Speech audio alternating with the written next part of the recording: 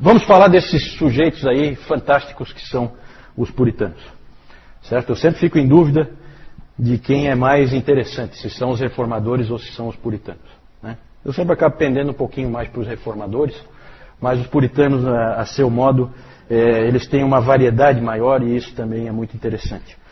O J.I. Packer, quando ele fala dos puritanos, ele costuma começar, eu recentemente ouvi toda uma série de palestras dele sobre os puritanos, que é fantástica, fantástica.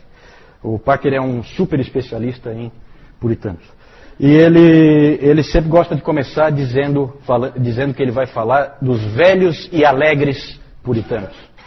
Ele fala esse alegres puritano para ver a reação da plateia, para ver o nível de preconceito que já existe na plateia. Então ele faz esse teste primeiro. Né? Porque esse nome puritanos foi jogado na vala comum e foi dada uma ideia errada para todas as pessoas na sociedade de quem esses homens foram. Certo? Quanto a quem esses homens foram. Então há sempre esse preconceito. Na verdade é um preconceito similar ao que os crentes sofrem hoje, né? De que os crentes são pessoas sisudas, são pessoas infelizes. É muito comum haver esse tipo de preconceito. E com os puritanos não foi diferente e continua sendo assim. Né? Teve até um escritor que odiava os puritanos, escritor americano, que ele disse que o puritanismo é a preocupação de que alguém, em algum lugar, esteja feliz.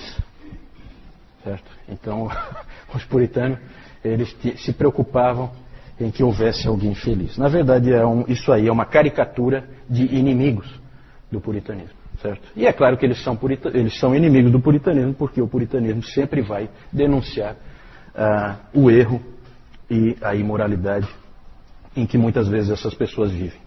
O C.S. Lewis, ele disse uma coisa importante sobre os puritanos, eu acho que é interessante, vindo dele. Ele fala assim: precisamos ver os puritanos como exatamente o oposto daqueles que carregam esse nome hoje. Então, se alguém hoje, vivendo entre nós, recebe esse nome puritano, então imagine o puritano verdadeiro como o contrário daquela pessoa para quem apontaram o dedo. Né? Devem ser vistos como jovens, ardorosos, intelectuais progressistas, extremamente atualizados e modernos. É exatamente isso que eles eram. O próprio C.S. Lewis escreveu um livro, talvez alguns de vocês conheçam, Screwtape Letters, que no Brasil traduziram, tem vários títulos, tem Cartas do Coisa Ruim, Cartas do Inferno, né? Mas é um livro interessante em que o C.S. Lewis imaginou um diabo, um demônio velho, experiente, cujo nome é Screwtape. Em português deram o nome de Fitafuso, em algumas versões. Ele escreve cartas para um demônio novato, principiante, né? Em enganar as pessoas. Dando dicas, ensinando como que se deve enganar as pessoas, levar para o mau caminho, aquela coisa toda, afastar de Deus, né? E então ele escreve cartas, por isso que é Screwtape Letters, né? As cartas do Screwtape. Ele escreve por Wormwood, que em português é traduzido em algumas versões por Vermebile. E aí, numa parte, ele fala assim: tudo isso, teu paciente, provável paciente é o cara que o demônio está atacando. Tudo isso, teu paciente provavelmente classificará como puritanismo.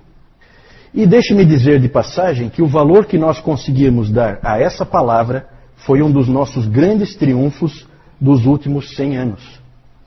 Através dela, nós salvamos todos os anos milhares de seres humanos da temperança, da castidade e da sobriedade na vida. Certo? Então, claro, do ponto de vista do demônio, ele está salvando a pessoa da sobriedade, da castidade e da pureza na vida, usando esse termo puritanismo. Isso aí é um puritanismo seu. E aí a pessoa vai lá e faz a barbaridade aos olhos de Deus, porque ela classificou com aquela palavra e acha que aquilo ali é uma autorização, né? Porque botou o rótulo de puritanismo, então é uma autorização para fazer qualquer tipo de barbaridade. Então tem essa visão errada. Mas o que é o puritanismo? Na verdade, os puritanos é um movimento, não é um movimento organizado, não é uma igreja. Na verdade, é uma série de pessoas que a gente poderia classificar como um grande movimento. Esses indivíduos, eles surgiram durante o reinado de Elizabeth I, que nós vimos antes, na reforma na Inglaterra, são indivíduos que queriam levar a reforma na Inglaterra à frente, porque a reforma não tinha ido para onde tinha que ir. Não tinha ocorrido na Inglaterra uma adaptação da igreja às escrituras, certo? E esses indivíduos queriam que isso acontecesse. Na verdade, ela começou no reinado de Elizabeth, floresceu no chamado Interregno, ou a República, porque a Inglaterra já chegou a ser uma república, exatamente nas mãos dos puritanos, entre 1640 e 1650, e foi minguando entre a restauração de 1660 e a tolerância de 1689. Depois a gente vai falar um pouquinho mais com mais detalhe disso. Todos os puritanos no início eram parte da igreja da Inglaterra, da igreja anglicana, faziam parte dela. Eles queriam levar em frente a reforma que tinha começado bem com Eduardo VI. Eduardo VI é aquele rei, filho do Henrique VIII, que era um menino e tal, lembra? Que aí assumiu com 10 anos, morreu com 16, e aí tudo foi por água abaixo. Mas estava indo bem. E aí houve aquele balde de água fria com a rainha Maria I. O espírito do puritanismo se vê, como eu disse antes, naquele embate que houve entre John Knox e Richard Cox em Frankfurt, na Alemanha, numa igreja de refugiados ingleses. Ali houve uma discussão entre esses dois homens, em que o John Knox queria adaptar a igreja às escrituras, porque o Senhor Jesus Cristo é o Senhor da igreja, e o Richard Cox veio com aquele argumento bem típico do anglicanismo, que era o seguinte: não, nós queremos uma igreja como era a nossa igreja lá na Inglaterra. Então, o costume é o que é mais importante. Os rituais que nós fazíamos, nós queremos continuar fazendo. Nós não queremos abandonar nada porque as escrituras dizem para a gente fazer de outra maneira. Certo? Então, esse é o espírito tradicional do ser humano. Ele gosta de rituais, ele gosta de manter as coisas como estão, ele não gosta de adaptar as coisas às escrituras. O puritano quer sempre adaptar as coisas às escrituras. Esse nome puritano é um nome que os inimigos deram para os puritanos. É um nome jocoso, certo? Porque esse cara aqui, ele quer pureza em tudo, não pode nunca ter uma coisinha de fora, tudo tem que ser do jeito que a Bíblia diz e tal. Esse é o espírito puritano, tudo tem que ser como a Bíblia diz. Na verdade, não está distante do que nós vimos do Zwingli, do que nós vimos do Calvino, né? E a influência do Calvino sobre os puritanos é enorme. Uma grande conquista deles foi a criação da Bíblia de Genebra. Então é interessante, aí você já vê toda a ligação. Se a Bíblia dos puritanos é a Bíblia de Genebra, assim chamada, você vê que há uma ligação clara com Calvino. Certo? Na verdade, é uma tradução da Bíblia que foi feita por uma série de eruditos em Genebra, usando como base a tradução do William Tyndale. Só que o interessante dessa Bíblia são as anotações dela. As anotações que esses puritanos faziam. E essa era a Bíblia dos puritanos, certo? Hoje em dia existe nos Estados Unidos um movimento muito forte dentro das igrejas, que é chamado do movimento de King James Only, que é só usar a Bíblia King James. Qualquer outra Bíblia não pode ser usada, certo? Então tem muitas igrejas que não, é King James, King James, King James, e muita gente equivocadamente acha que essa foi a Bíblia dos puritanos. Na verdade, essa Bíblia era considerada uma inovação. A Bíblia dos puritanos é a Bíblia de Genebra. Essa é a Bíblia dos puritanos. A outra é uma Bíblia, a Bíblia King James, ou a versão autorizada, como os ingleses chamam, ela é uma inovação, é uma coisa nova. Ela surgiu em 1611 e ela leva o nome desse rei Tiago, né? James é Tiago, a Bíblia do rei Tiago, que esse cara aí é um grande inimigo do Evangelho, né? Ah, fala isso? Ah, interessante, interessante. Então você já vem aí, confirma essa coisa assim. A Bíblia de Genebra é a verdadeira Bíblia que os puritanos usavam e que eles gostavam, né? Aqui em James não é bem assim. As pessoas fazem, elas se confundem. Tem muita gente que acha que a King James era a Bíblia dos puritanos. Não é bem assim. Os puritanos tiveram uma grande decepção com a rainha Elizabeth, porque eles esperavam que, como ela era protestante, a reforma continuasse. Para eles, ela só varreu a sujeira para debaixo do tapete. Não fez nada de concreto, deixou aquela via média entre catolicismo e protestantismo, sem levar para as escrituras, certo? Ficou aquela coisa muito mais de descolar de Roma do que de efetivamente seguir as escrituras, certo? Muito mais um protestantismo político do que um protestantismo de consciência. E aí depois, quando assumiu o Tiago I, James I, que era o rei da Escócia, na Escócia eu acho que ele era já o James VI, mas aí houve a unificação, certo? Que eu acho que a dona Carlota estava comentando antes, né? Porque aí houve a unificação, a dinastia Stuart, né? Começa ali com esse rei Tiago. Eles achavam que vindo um rei escocês do país do presbiterianismo, haveria agora, com certeza, a possibilidade de levar em frente a reforma. Ele inclusive foi recebido com uma euforia quando ele chegou para assumir o reinado. Que engano. O rei Tiago não era nenhum amigo dos protestantes, muito pelo contrário. Ele, na verdade, queria implantar um absolutismo em que ele mandava e ponto final. E ele dizia com muita clareza, ele era o rei, e rei gosta de bispos. Né? Por quê? Bispo eu nomeio, eu vou lá e eu ponho o meu chapa para ficar lá sendo o bispo. Certo? Isso é controle político. Para quem quer ser um senhor absoluto, é importante. Depois, com Carlos I, aí o desânimo foi total. Porque esse Carlos I, ele colocou algumas pessoas em algumas funções importantes, como por exemplo o arcebispo da Cantuária, que é a mais importante dentro da igreja da Inglaterra, depois do rei. Ele colocou um sujeito chamado William Laud, e esse sujeito aí foi um dos maiores inimigos dos puritanos. Perseguiu os puritanos severamente. Grande inimigo dos puritanos, arcebispo William Laud, certo? Porque esse William Laud queria, junto com o próprio rei Carlos I, eliminar os puritanos do mapa.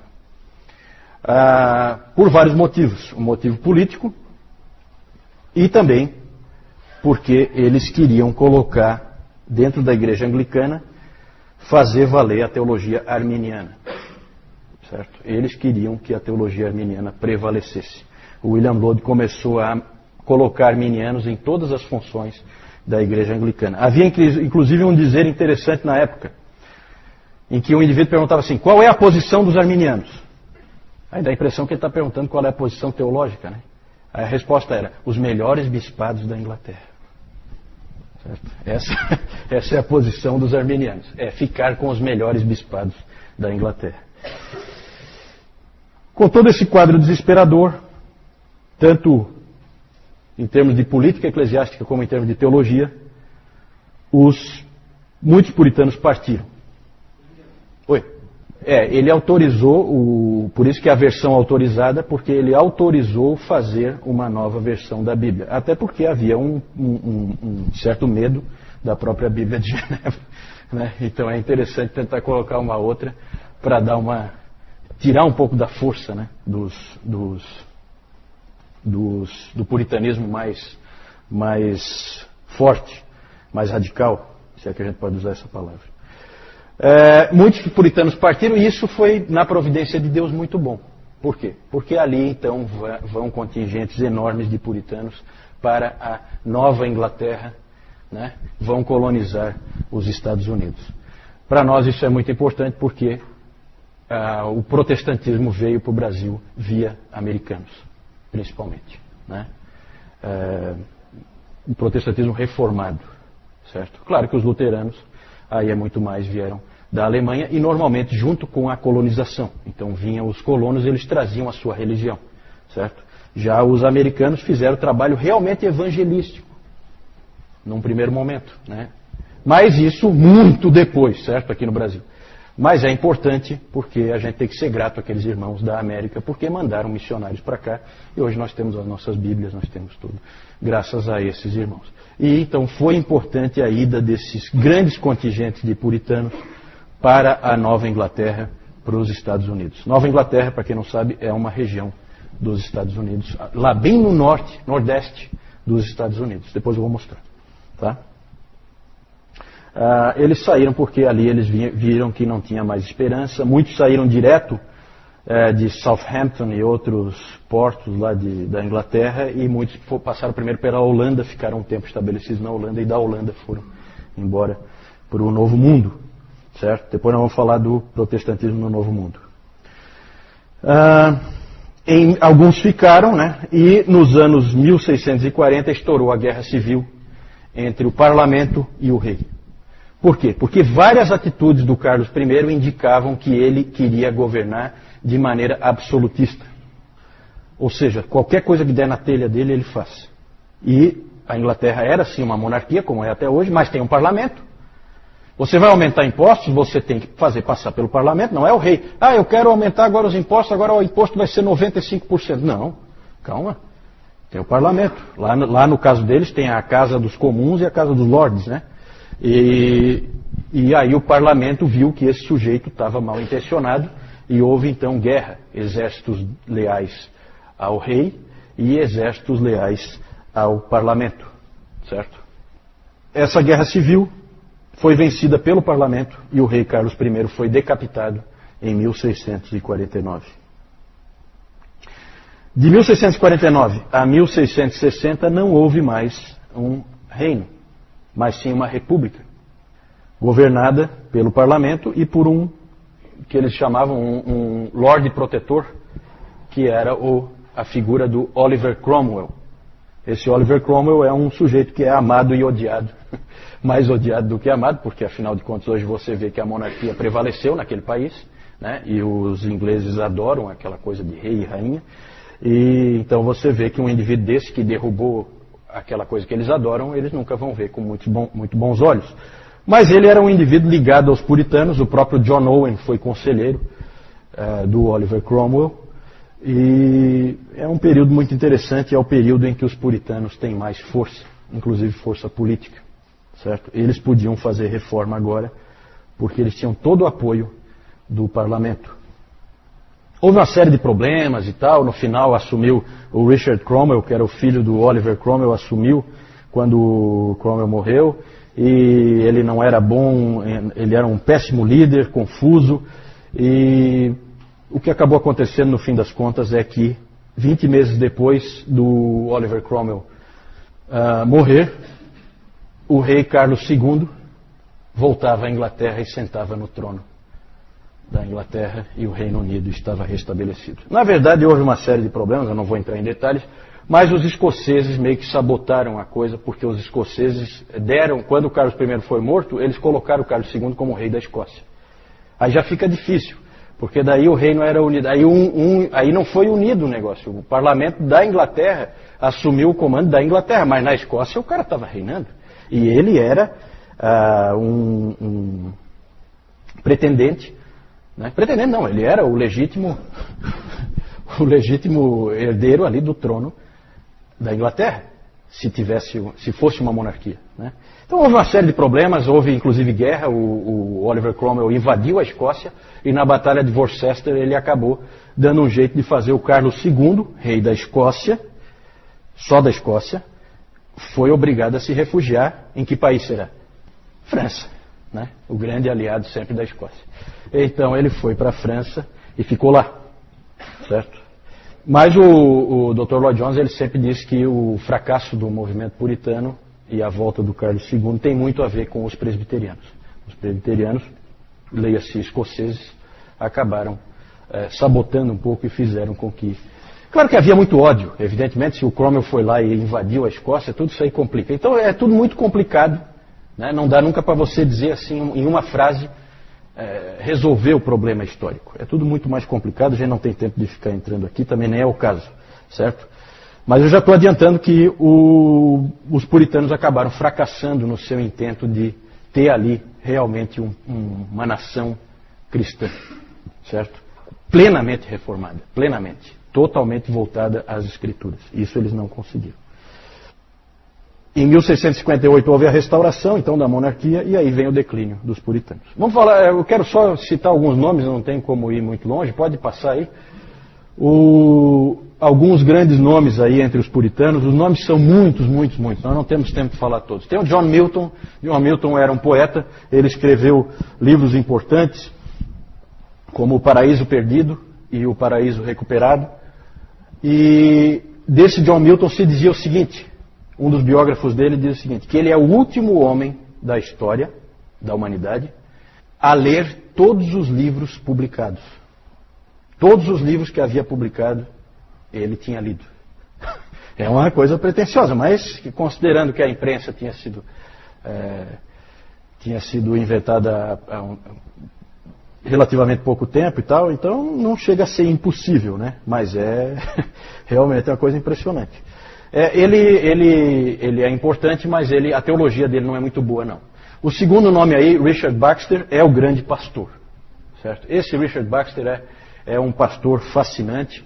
Ele fez um trabalho em Kidderminster, que é uma pequena cidade lá da Inglaterra.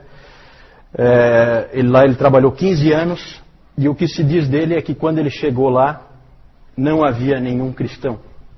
Quando ele saiu, não havia nenhum ímpio. Porque realmente o trabalho dele foi um trabalho fantástico. Esse cara aí é famoso por fazer aquelas visitações às famílias. Ele então checava como é que está a vida espiritual de cada um. E ele escreveu aquele livro, temos em português, O Pastor Aprovado, né? Que muitos caras desanimam quando leem por causa do padrão elevadíssimo, né? O Dr. Calhoun sempre fala, nunca desanime por causa do padrão elevado que os puritanos colocam no papel, certo? Coloque aquilo como um alvo, mas lembre da graça sempre, né? Mas realmente é um padrão elevado. Outros livros dele, ele tem livros fantásticos, esse Richard Baxter.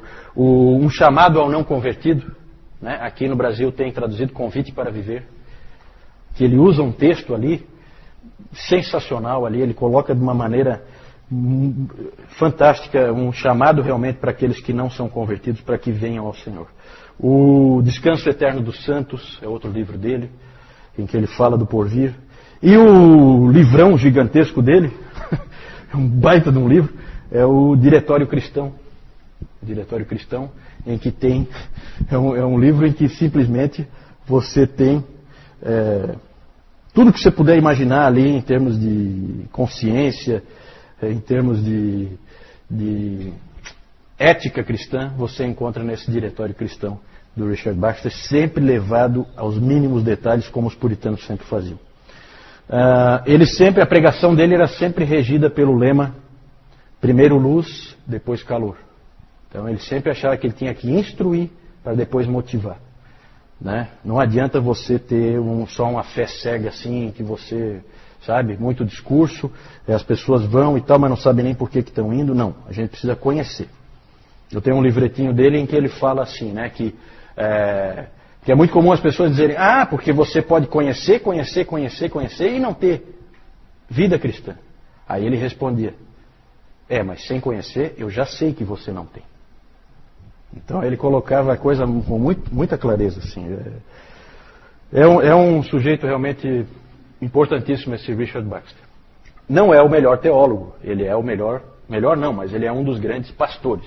Né? O melhor teólogo é esse próximo aí, John Owen, certo? O príncipe dos teólogos puritanos. É o Calvino da Inglaterra. Né? Esse John Owen foi sem dúvida o grande teólogo dos puritanos. Ele é autor daquele livro, A Morte da Morte na Morte de Cristo, e de muitos outros livros. Ele escreveu também a Declaração de Savoy. A Declaração de Savoy é uma adaptação da Confissão de Fé de Westminster para atender as igrejas congregacionais. Porque a Confissão de Fé de Westminster acabou saindo, por força da influência interna lá, acabou saindo presbiteriana. Mas tinha várias pessoas ali dentro que não eram presbiterianas. E, portanto, elas se viam no direito de tomar para si também. Como aconteceu, depois nós vamos falar disso, né? Mas a Confissão de Fé Batista de 1689 é quase igual. Só que ela tira o presbiterianismo. Por quê? Porque os batistas nem tiveram assento na Assembleia. Certo? Mas os congregacionais tiveram, só que eles foram voto vencido. Então, né, o John Owen foi o responsável por adaptar ao pensamento congregacional. É interessante porque a Banner of Truth Trust, editora inglesa, ela publicou recentemente uma coleção de uma coletânea de textos de John Owen. Essa coletânea tem 16 volumes. É enorme. Os escritos completos do John Owen são muito maiores. O Dr. Lloyd Jones, quando se casou em 1927, ele ganhou de alguns amigos de presente de casamento, de segunda mão, né, as obras completas de John Owen. É um baita de um monte de livros, né? E as obras completas do Richard Baxter também. Certo? Para ele era um presentão. Né? Para a mulher eu acho que ela não. Não. Aí que tu te enganas. A esposa dele é fantástica. E talvez o favorito de todo mundo é esse próximo aí, John Bunyan. John Bunyan é um cara fantástico. Realmente um indivíduo único na história da igreja. Aprendam sobre esse sujeito aí, porque ele é único, especial. É o latoeiro de Bedford, né? Ele era um latoeiro, era a função dele. Não era um ministro, mas era um pregador do evangelho fantástico. E ele é conhecido principalmente como o autor do livro O Peregrino. Que alguém já disse que é a confissão de fé de Westminster com pessoas. Né? Alguém já falou que o Peregrino é a confissão de fé de Westminster com pessoas nela. Aí tem muitos outros nomes que a gente poderia falar: John Flavel, Richard Sibbes, Thomas Goodwin, Thomas Watson, Stephen Charnock, Thomas Manton e muitos outros desses puritanos ingleses a gente poderia citar. Século XVII, quando você pensa em século XVII, pense em puritanos. Esses são os grandes homens de Deus daquele século. Pode passar? A pergunta é a seguinte: por que deu errado? Por quê? Bom, um dos motivos, eu já falei dessa história de trazerem de volta o rei, isso aí não ajudou nada. Trazer de volta o Carlos II foi uma péssima ideia. Até porque ele, quando chegou, ele proclamou o ato de uniformidade, certo? Que aí vem a força, a mão pesada, certo? O ato de uniformidade que obrigava todas as igrejas a terem um culto igual, determinado pelo rei como que ia ser, certo? Então tinha que usar o livro de oração comum. É anglicanismo, obrigatório, em todas as igrejas. É o ato de uniformidade. Muitos puritanos, o que vocês podem imaginar desses caras? Conscientes como eles eram, o que eles fizeram? Bateram o pé. Contra a nossa consciência nós não vamos agir nunca. Nós não vamos levar um culto que não é de acordo com as Escrituras. Não importa quem mandou, se foi o rei, se não interessa, não quero saber. Nada mais, nada menos que cerca de 2 mil pastores puritanos simplesmente disseram não para o rei e foram expulsos então da sua função, do seu ganha-pão. Passaram momentos difíceis porque mantiveram-se firmes na palavra de Deus. É a chamada Grande Ejeção de 1662. 2 mil pastores deixaram seus púlpitos. E muitos foram perseguidos, como o nosso querido John Bunyan. Perseguido, preso, foi na prisão de Bedford que ele escreveu O Peregrino. John Bunyan, nós temos que ter um carinho especial por John Bunyan, porque dentre outras coisas, além de ser essa pessoa fantástica que ele foi, grande pregador do Evangelho, ele era batista. É o batista famoso mais antigo que existe, é John Bunyan. Certo? Tem outros nomes, evidentemente. A Igreja Batista não começou com ele, mas ele era um batista. Agora vejam como é o espírito de John Bunyan. E o próprio Lloyd Jones, aqui no livro, ele tem uma palestra em que ele fala sobre John Bunyan. E aí não é à toa que ele fala John Bunyan e a unidade da igreja. Certo? Por causa do espírito desse homem. Você lê O Peregrino, você não sabe de que denominação é o autor. Você não faz a menor ideia. Você sabe que é um puritano, isso você percebe. Mas de que denominação ele é, você não percebe. Porque ele não era um indivíduo aferrado nessa pobreza denominacional, que levou a dar errado, certo? Principalmente por causa da mentalidade de muitos grupos, a mentalidade do tipo tudo ou nada. O Lloyd Jones aborda isso várias vezes, em várias palestras dele ele fala sobre isso, o erro que foi. Várias vezes os puritanos deveriam ter cedido e não cederam. Deveriam ter cedido por causa do irmão e não cederam em picuinha, em coisa, em detalhe. Certo? Também. Eu vou falar já. Só para vocês terem uma ideia, que grupos que tinha ali. que eram chamados, né? Nós tínhamos os batistas, os presbiterianos, evidentemente, os niveladores, os cavadores, os bradantes, os da Quinta Monarquia, os Quakers já são um pouco mais, era um pentecostal da época, o Quaker, certo? Já são um pouquinho mais diferentes assim. Mas eram todos grupos de puritanos com ênfases diferentes e que acabaram, sabe, um não se entendia com o outro. Isso aí, essa divisão entre eles não ajudava, porque eles tinham essa mentalidade do tipo tudo ou nada. Os presbiterianos não conseguiam se entender com os independentes. Os independentes são batistas, congregacionais, né, aqueles que acreditam que cada congregação deve ser independente. E os presbiterianos não concordavam com isso, porque eles pegavam aquele modelo da Escócia. Então um não entendia o outro, um não aceitava o que o outro dizia, e aí levava a divisão entre eles, em vez deles poderem andar juntos. Isso foi um erro. O Dr. Lloyd Jones sempre lamenta isso bastante e diz que eles deveriam ter cedido por diversas vezes. Outro aspecto que eu coloquei ali, é a excessiva mistura entre religião e política. Os puritanos, eles sempre se envolveram com a sociedade. Eles são do tipo, eles vêm com aquela mesma ideia do Calvino, né? Lembra lá da classificação de Niebuhr, que nós vimos já há vários domingos atrás? A posição de Cristo e cultura, como é que fica? Eles são do tipo Cristo transformador da cultura. Então são indivíduos que se envolvem na cultura, que assumem posições dentro da sociedade, não se isolam, eles se misturam, eles são profissionais ali dentro, são funcionários públicos, às vezes em funções importantes, influentes, e então são indivíduos que não ficam à parte. Só que eles foram longe demais, né? Foram longe demais, exageraram na dose. Esse é um aspecto que foi ruim. O próprio John Owen disse que considerações e intrigas políticas minaram o movimento puritano. O Dr. Lloyd Jones sempre diz que nós temos que aprender com o que ocorreu entre 1640 e 1662. A batalha do Senhor deve ser com armas espirituais. As palavras dele, do Lloyd Jones.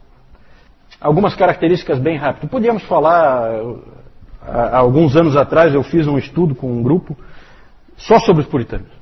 Um monte de estudos que nós fizemos sobre os puritanos. Podíamos ficar aqui o resto da vida só falando deles, características deles. Não temos de maneira nenhuma o tempo para isso. Fica o desafio, depois eu vou falar ali de alguns livros para vocês lerem. Mas a gente poderia dizer que algumas características deles que saltam aos olhos é a completude, no sentido de que eles são completos em tudo aquilo que eles abordam. Tudo vai ao mínimo detalhe, tudo é completo, tudo é checado. Eles são muito criteriosos em tudo que eles abordam, em todos os assuntos que eles tratam, tanto em teologia como em vida cristã. Sempre tudo é completo. O Diretório Cristão do Richard Baxter é um exemplo. É um exemplo. Ali ele se propôs, naquele livro, ele se propôs a tratar de casos de consciência. Né? O que são casos de consciência? Assim, uma determinada coisa que está acontecendo na sua vida, uma decisão que você tem que tomar e que você não sabe que caminho é o mais certo para escolher. Ele vai tratar disso aí em detalhe. Os vários tipos de situação que podem ocorrer são chamados casos de consciência. Lá ele também vai abordar como deve-se usar o conhecimento, como deve-se usar a fé, como progredir na vida cristã, como avançar na vida cristã, como vencer cada uma das tentações, como mortificar e vencer cada um dos pecados. Tudo detalhado, tudo detalhado. É enorme o livro. Eu acho que não, em português não. Eu acho que para traduzir, talvez alguma versão resumida. Né? Geralmente quando você compra alguma coisa dos puritanos é resumido, porque os indivíduos escreviam muito, muito. Tá? Todos os livros deles são enormes. E também a linguagem difícil, então normalmente alguém vai e resume. E já é muito útil o próprio resumo. Segundo, a adoração bíblica. Eles são os grandes aplicadores do princípio regulador do culto. Nós cultuamos a Deus do jeito que Ele mandou a gente fazer. Esse era o pensamento deles. A gente já viu isso em Zwinglio, já viu isso em Calvino, mas eles levaram ao máximo que se pode levar. São os grandes aplicadores desse princípio. A maioria das pessoas gosta de uma adoração bonita. E os anglicanos especialmente, eles gostavam de uma adoração bíblica. É diferente. Eles removeram as vestimentas, removeram todas as imagens, removeram as cruzes, removeram tudo que eles puderam, eliminaram os dias santos, eliminaram as festas religiosas, até a Páscoa e o Natal eles eliminaram tudo. Tudo que não tinha base escriturística, eles tiraram. Para eles era fundamental. O princípio regulador do culto, ele é interessante, mas ele é difícil de aplicar. Tem que ter peito e coragem. Eles tiveram. A graça, todos eles eram calvinistas, certo? Então, a salvação vem de Deus. Eles sempre viam assim, e eles sempre deixaram claro que não é o pecador que salva a si mesmo, Deus é que salva o pecador.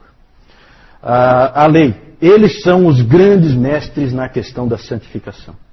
Terceiro uso da lei. Grandes mestres nessa parte de como viver a vida cristã, sabiam ensinar isso como poucos. Por vezes chegavam a soar meio legalistas. Às vezes um ou outro pode ter escorregado aí, certo? Sempre esse é um perigo para as igrejas reformadas. Por causa da ênfase no terceiro uso da lei, elas têm um risco de cair no legalismo, de cair num exagero, né? Colocar a santificação quase como a obediência aos mandamentos, quase como uma condição à salvação. E isso às vezes não fica muito claro. Para os luteranos é o contrário. Eles tendem a cair mais na graça barata. Tanto que o próprio Dietrich Bonhoeffer, que era um luterano, ele escreveu muito naquele livro Discipulado, que é um livro excelente. A teologia do Bonhoeffer pode não ser assim, é uma teologia muito correta, mas aquele livro é muito bom. E ele ali fala da graça barata. É um risco que eles correm. O Dr. Calhoun disse que os reformadores os reformados precisam dos luteranos e os luteranos precisam dos reformados. Para sempre lembrar, toma cuidado. Aqui é um lugar perigoso para você andar, né? Na verdade, se vocês quiserem aprofundar, saber mais, eu coloquei alguns capítulos. O título do capítulo é aquele ali mesmo. Esse livro aí, Santos no Mundo. Você quer conhecer os puritanos, você leia esse livro primeiro, tá? Ali você vai ter um capítulo, está nessa ordem mesmo. Trabalho, sexo e casamento, dinheiro, família, pregação, igreja e culto, Bíblia, educação, ação social. Eles têm a ensinar em todas essas áreas. Porque são indivíduos que levam a vida inteira à luz das Escrituras. Então nós temos muito a aprender com eles. Esse aqui já é um livro um pouquinho mais avançado, que vai abordar a coisa num patamar um pouquinho mais difícil, mas não tão difícil. Ele é um livro médio, né? Um livro do J. I. Packer, Entre os Gigantes de Deus, certo? Fala só sobre os puritanos, sob título Uma Visão Puritana da Vida Cristã. E aí, na verdade, aí não são os capítulos, são sessões, né? Perfil dos puritanos, os puritanos e a Bíblia, os puritanos e o Evangelho, os puritanos e o Espírito Santo, a vida cristã dos puritanos e os puritanos no ministério. Isso aí eu vou deixar para vocês aprofundarem. Eu acho que vale muito a pena. Pode passar? Não posso deixar de falar, nós não temos tempo, mas eu não posso deixar de falar da Assembleia de Westminster. A Assembleia de Westminster se reuniu naquela época em que havia disputa entre o rei e o parlamento. Rei Carlos I e o parlamento incomodado com a visão absolutista do Carlos I. O parlamento que convocou a Assembleia de Westminster. O parlamento convocou uma série de teólogos, eminentes teólogos, para elaborarem uma confissão de fé e outros aspectos também. Um diretório de culto, catecismos. Quando a gente fala de Westminster, a gente não fala só da confissão. A confissão é o mais famoso. Mas tem uns 5 ou 6 documentos que foram produzidos ali.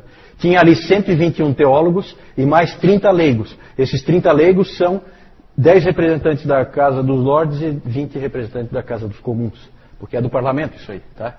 Então isso que é meio irônico, né? A confissão de fé de Westminster, ela tecnicamente, ela é da Igreja da Inglaterra. Ela é da Igreja Anglicana. Né? A gente associa muito, e os presbiterianos gostam disso, associa muito ao presbiterianismo, porque a Escócia logo tomou aquilo ali para si como a sua confissão de fé. Mas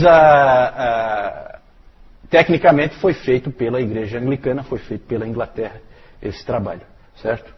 Esses teólogos, Havia uma variedade de tipos aí de teólogos. Havia episcopais, eles não participaram muito porque eles eram fiéis ao rei.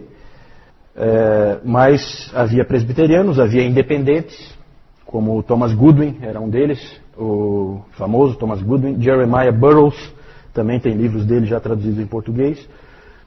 E também foram chamados delegados escoceses. Um deles era o famoso Samuel Rutherford, participou também. Os escoceses foram convidados e vieram ajudar.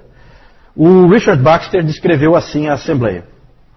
Os teólogos ali reunidos eram homens de eminente conhecimento, piedade, habilidade ministerial e fidelidade. E não sendo eu digno de ser um deles, porque o Baxter não foi convidado, não sendo eu digno de ser um deles, posso falar ainda mais abertamente a verdade que eu sei. Que tanto quanto sou capaz de julgar pela informação histórica disponível e por qualquer outra evidência, o mundo cristão desde os dias dos apóstolos nunca teve um sínodo de teólogos mais qualificados do que esse sínodo e o sínodo de Dort. O sínodo de Dort já tinha acontecido em 1618. Eu não tive tempo de falar, recomendo que vocês vão lá no site Bom Caminho e digite lá na procura, lá na busca, digite Dort, e aí vocês vão ter lá um artigo explicando tudo como foi o sínodo de Dort. Certo? O sínodo de Dort tratou da questão arminianismo-calvinismo. Certo? Várias confissões vieram dali. Os congregacionais, com a Declaração de Savoy, já falei, em 1658, John Owen adaptou para uso dos congregacionais, e os batistas também fizeram uso, adaptando a Confissão de Fé de Westminster na Segunda Confissão Londrina de 1689. Por que Segunda Confissão Londrina? Porque houve uma primeira, que eu até tenho ela, que ela é de 1644, certo? Anterior até à Confissão de Fé de Westminster. A Confissão Batista é a primeira Confissão Batista de Londres de 1644. Mas a Confissão de Fé de Westminster ela é tão bem montada, tão bem elaborada, que ela acabou se tornando mais importante e os batistas acabaram tomando ela como a sua confissão, como base para a sua confissão. Né? William Laud, grande inimigo dos puritanos, arcebispo da Cantuária, colocou arminiano na Igreja da Inglaterra até não poder mais.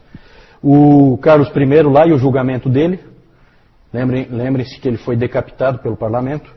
E aqui o Oliver Cromwell, que foi o Lorde Protetor durante a República. Richard Baxter, John Milton, John Owen, John Bunyan. Aqui uma figura do Bunyan na prisão em Bedford, sendo visitada pela filhinha dele, que era cega, né? Ele adorava essa filhinha dele. E ela visitando ele na prisão. Aí a Assembleia de Westminster, para vocês terem uma ideia, né? Se reuniram 1163 vezes. Certo? Esses delegados da Assembleia de Westminster.